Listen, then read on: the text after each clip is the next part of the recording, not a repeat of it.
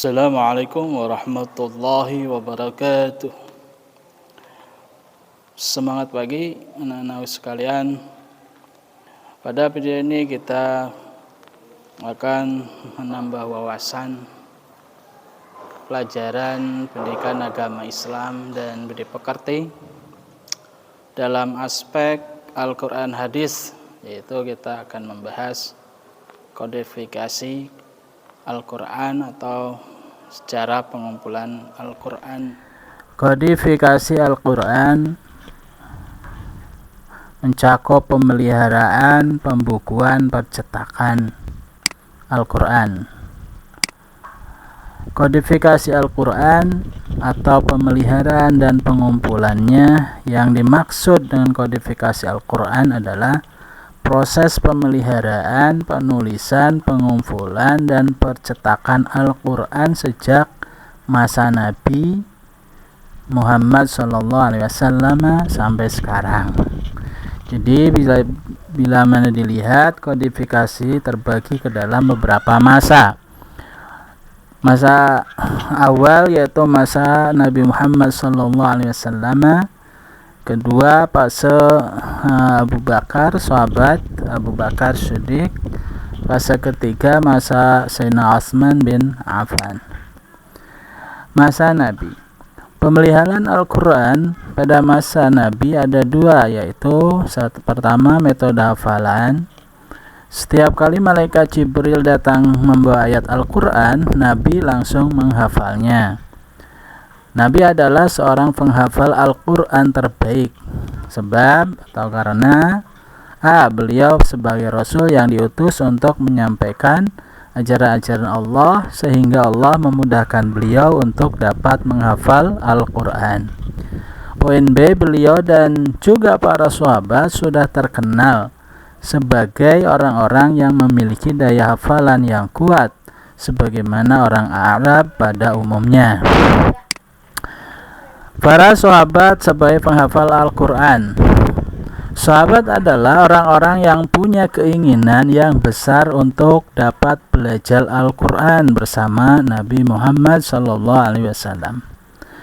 Mereka sering mengikuti Nabi dalam berbagai kesempatan, sehingga tidak heran jika mereka sering menyaksikan langsung Nabi menerima Al-Quran dari malaikat Jibril, dan kemudian mereka ikut menghafalnya bersama Nabi. Sahabat yang terkenal sebagai penghafal Al-Quran adalah sahabat Ibnu Mas'ud, sahabat Salim bin Maqal, sahabat Mu'ad bin Jabal, sahabat Ubay bin Ka'ab, sahabat Abu Zaid bin Sakan, sahabat Abu Darda, dan sahabat Zaid bin Sabit. Selanjutnya, metode tulisan. Di samping menghafal, Nabi juga berusaha mendokumentasikan Al-Quran dalam bentuk tulisan. Karena itulah beliau menunjuk beberapa sahabat yang ahli menulis, seperti Sayyidina Ali, Sayyidina Muawiyah, Sayyidina Ubay bin Ka'ab, dan Sayyidina Zaid bin Sabit. Setiap kali ayat Al-Quran diturunkan, beliau menyuruh menuliskan ayat tersebut pada tempat yang sudah ditentukan, baik dalam kelompok surat maupun urutan ayatnya. Alat tulis yang digunakan adalah pelepah kurma, lempengan batu, daun lontar, kulit kayu, potongan tulang, kulit hewan. Selanjutnya, para sahabat penulis Al-Quran. Sebelum Nabi wafat, seluruh Al-Quran sudah ditulis secara lengkap, ya, perlu diketahui itu, namun belum terkumpul dalam satu mushaf atau masih terpisah-pisah dalam berbagai alat tulis. Alasan Nabi tidak mengumpulkan dalam satu mushaf: pertama, ayat Al-Quran masih turun semasa beliau masih hidup. Dua, sistematika ayat dan surat bukan berdasarkan kronologi turunnya. Sahabat yang menulis Al-Quran secara pribadi adalah Sayyidina Ali, Mu'ad bin Jabal, Ubay bin Ka'ab, sahabat Ibnu Mas'ud, Zaid bin Sabit, dan lain-lain. Masa Sayyidina Abu Bakar, kodifikasi Al-Quran maksudnya di sini adalah pengumpulan Al-Quran yang masih terpisah pada berbagai macam alat tulis menjadi satu kesatuan yang utuh. Ini kodifikasi Al-Quran pada masa Sayyidina Abu Bakar. Alasan yang mendorong Sayyidina Abu Bakar melakukan hal tersebut adalah karena banyaknya para sahabat penghafal Al-Quran yang gugur dalam perang. Jika hal ini dibiarkan, maka lama-kelamaan Al-Quran akan hilang bersama para sahabat yang gugur tersebut. Perang yang dimaksud ketika itu adalah perang Yamamah, yaitu perang melawan orang-orang murtad yang keluar dari Islam. Usulannya ini sebenarnya datang dari Sayyidina Umar bin Khattab ketika menyaksikan perang tersebut. Maka atas usulan Sayyidina Umar, Sayyidina Abu Bakar bersedia melakukan pekerjaan ini atau tugas ini sebagai sebuah tugas yang sangat mulia karena berkaitan dengan pemeliharaan Al-Quran. Panitia pengumpulan Al-Quran diantaranya yaitu sahabat yang ditunjuk Sayyidina Abu Bakar adalah Zaid bin Sabit.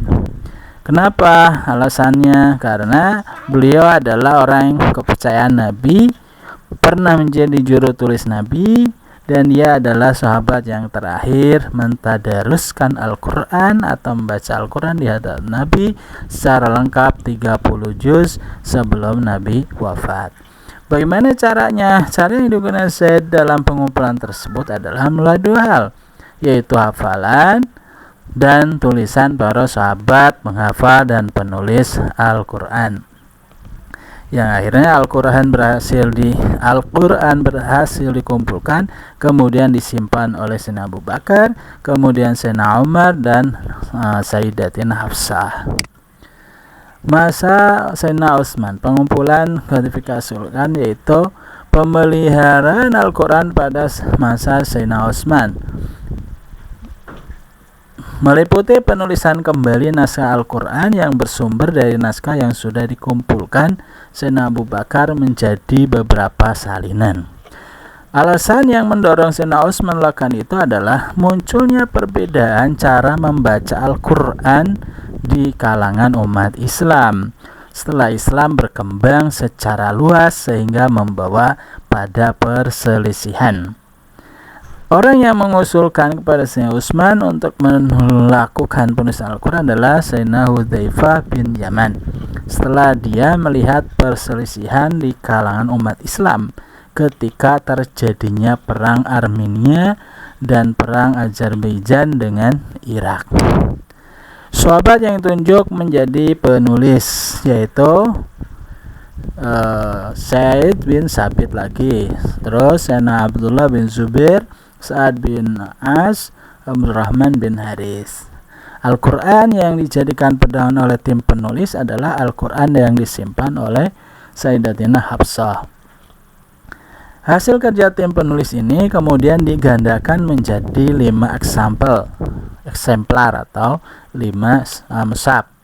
Masing-masing dikirim ke wilayah Islam agar umat Islam punya satu kitab suci yang sama yang bisa dijadikan acuan sandaran dalam membaca. Selanjutnya penyempurnaan Al-Quran yang meliputi pemberian tanda huruf dan syakal atau harokat, pemberian tanda pada huruf Al-Quran yang dilakukan pada masa Khalifah Malik atau Abdul Malik bin Marwan tahun 66 sampai 68 Hijriah, Khalifah kelima Bani Umayyah. Terus orang yang bertugas untuk melakukan itu adalah Abu Aswad Ad-Duwali. Selanjutnya percetakan Al-Quran. Sejak masa Sayyidina Utsman yaitu tahun 35 Hijriah sampai masa Turki Utsmani pada tahun 1125 Hijriah, Al-Quran ditulis dan diperbanyak secara manual, jadi tanpa percetakan. Baru pada tahun 1120 Hijriah atau 1694 Masehi, Al-Quran dicetak pertama kali di Hamburg, Jerman, yaitu percetakan ya. Tahun 1248 Hijriah atau bertepatan dengan 1822 Masehi, Al-Quran dicetak oleh negara Islam yaitu Irak di Teheran dan Tibris. Percetakannya khusus untuk mencetak Al-Quran muncul di Leipzig, Jerman ya tahun 1234 Masehi. Sekian video kita pembahasan kodifikasi Al-Quran pada kali ini. Kita bertemu kembali pada pembahasan berikutnya. Mari kita bersama-sama membaca hamdalah alhamdulillahirabbil alamin. Ila liqa. Assalamualaikum warahmatullahi wabarakatuh.